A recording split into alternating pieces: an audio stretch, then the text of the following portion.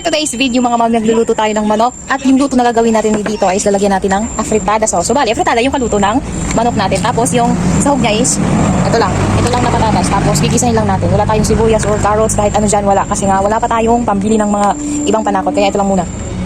Let's go! Ito yung way ng pagluluto ko ng afritada. First time ko magluto nito, kaya bahala na talaga si Batman.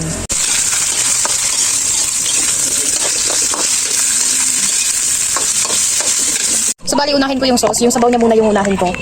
Ilalagay ko lang dito sa baso para dito ko na lang siya haluin.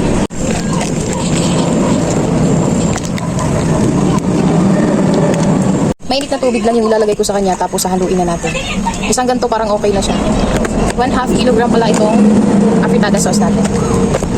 Tapos halagang 150 yung manok. Parang pwede na yan. Tatansyahin na lang natin. Kape tayo.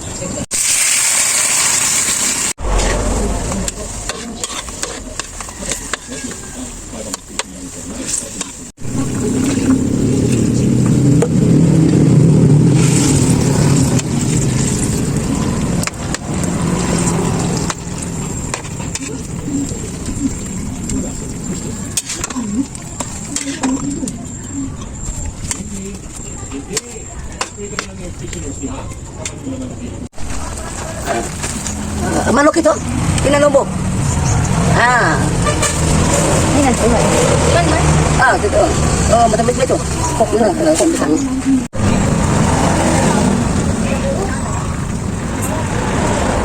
Luto na yung afritada nating manok. Tignan nyo naman, nakakatakam, nakakagutom talaga siya. First time ko magluto, try natin. Taste test.